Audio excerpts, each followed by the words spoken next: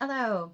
So I was talking with a mom the other day who was sharing that while trying to teach her children and set them up for success, that she felt like there was something in the background, something big happening, change, the sense of speed, and she couldn't quite put her finger on, what she was trying to explain, but it was bothering her a bit. And I shared the thoughts I'm about to share with you, and she said, "That's it." So I feel like it's worth sharing with you too. For all the parents out there and teachers and experiential educators and students who just have the sense of the world is moving so fast, what is going on? It's moving fast, but it just feels like there's more to it. Here's some food for thought. We as humans are actually very accustomed to change because it happens every moment of every day. The only thing that is constant is change. We are constantly navigating, do I feel full or do I feel hungry? Your stomach changes all throughout the day.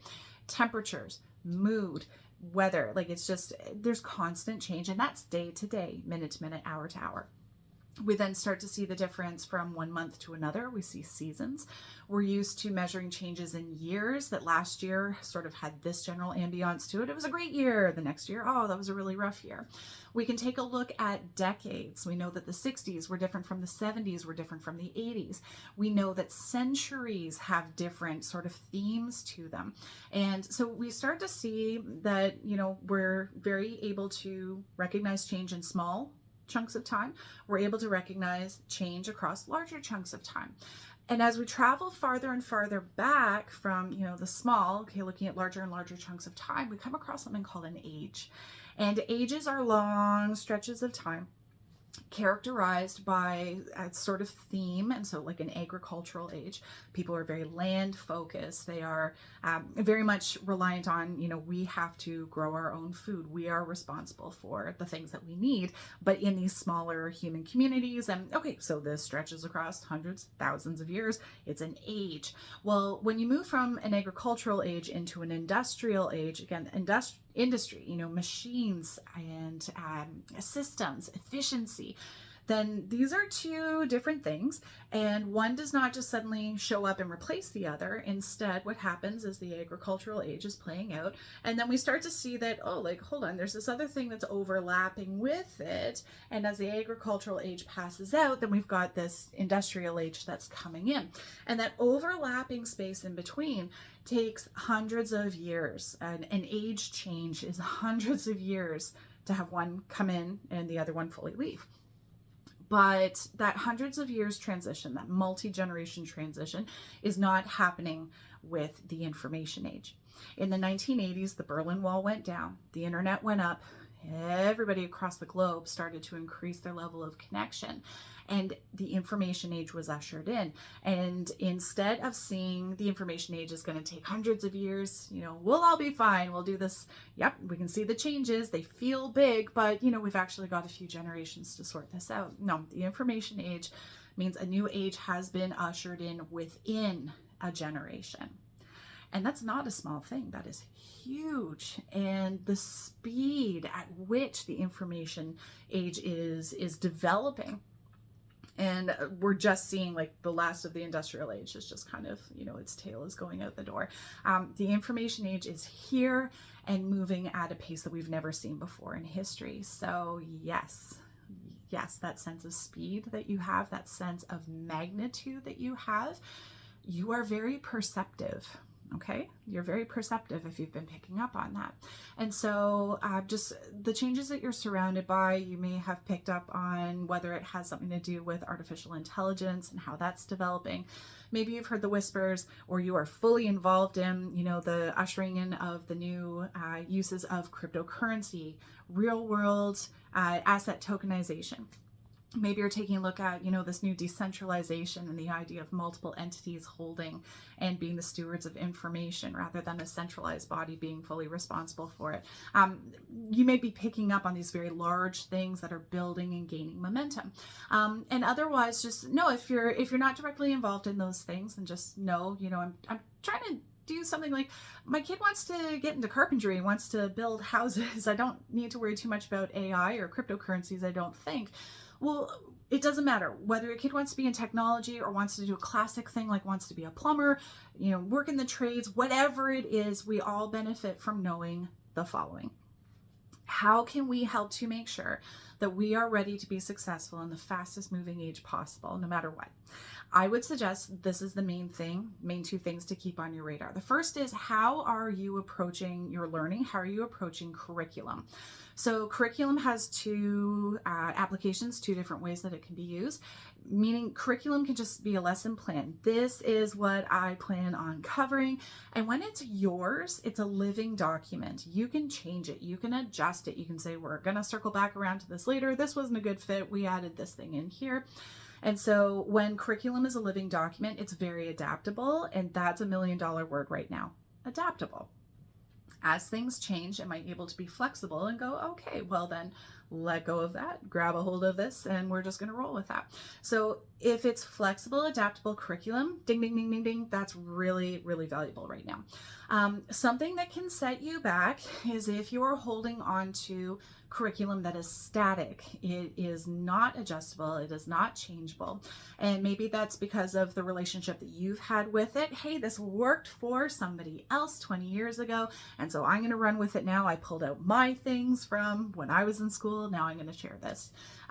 Then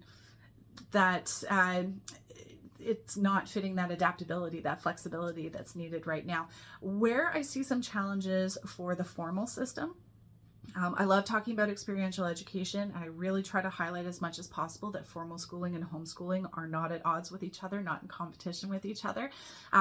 So when I say this, I'm not putting down formal schooling at all. I just think it's very valuable to note that within the formal realm, you do often find much more static curriculum simply because of the length of process that it takes before you can make changes. So there is the flexibility of, here's the curriculum, it's then delivered to the person who's going to teach it, and there's some adaptability. They're able to go, well, this is my teaching style, and so here's how I'll do the lesson. There is some flexibility, but the marker that has to be met, the requirement for that school board, for that province, for that state, for wherever you are, I don't know where you are in the world, for the regulatory bodies, then okay, you can't just go making changes to the curriculum. It takes time, and our world's moving fast enough that the curriculum can't always change in time to catch up. It's a hazard to watch out for, or just a thing to have on your radar. So curriculum, as much as possible these days, your lesson plans, you want them to be living, adaptable, flexible, ready to change. And mainly because of this next point, the second point, it's more important than ever for people to be learning in context. So that's a huge part of what experiential learning is. It is in context, hands-on learning. And the great thing about that is that if you're doing in context learning, then it means you know you are learning something that is valuable right now because somebody is actually using it. For example, you want to learn a computer program. If you learn a certain computer program in a classroom setting, that's wonderful. You are potentially at risk, though, of what you learned in the classroom actually being out of date by the time you go to apply for a job to go use said skill set. Instead, what you can take a look at is, can I learn with a business that is using that program? And then you know it is actively being used. By the way, if that company then starts to make some adjustments saying we're going to be switching from this to this, you know that it's coming. You're able to look up what that new program is. You're able to participate in the training on the job for how to use that new program. And then you go often with a team through the speed bumps of, getting the hang of this new program and then moving forward. So in context learning, again, is that alive, living, flexible, this is what's happening, so we're rolling with the punches approach to learning. So just having said that, here we are. We're in a change of ages. And so strap in, put your seatbelt on, get ready for the ride. And know that you're not doing it by yourself. All of us are on this ride. We're all having unique experiences of what that ride looks like. But that means share your stories, share your feelings, process out loud. And in the end, can you actually get left behind? That's a huge part of my belief in experiential education as well.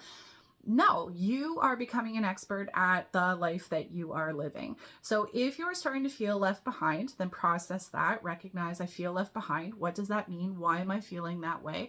And then go through the process of identifying how can I feel like I found my place in the world again. And what that's ultimately going to come down to is, are you living a life that you're proud of? And are you using your strengths? And are you continuing to grow in your areas for growth? And for so long as you are engaged in that process, you cannot be left behind. So let go of that fear. And then just know that you're a very adaptable human being. It's what your brain does, neuroplasticity. You are an expert at that. Lean into the process, understand it, better. I'll talk more about that in other videos, but just, yeah, we're in this together. And so if you have any other thoughts or questions or comments about that sense of, good grief, things are just changing so fast, and what does that mean for learning and for education, share your thoughts, share your questions, share your comments down in the comment section. Please share these videos, share them with other people that you think might be interested. Subscribe to the channel and hit the notification bell to know when I put up other videos. And I just hope you have a fabulous day. All the best.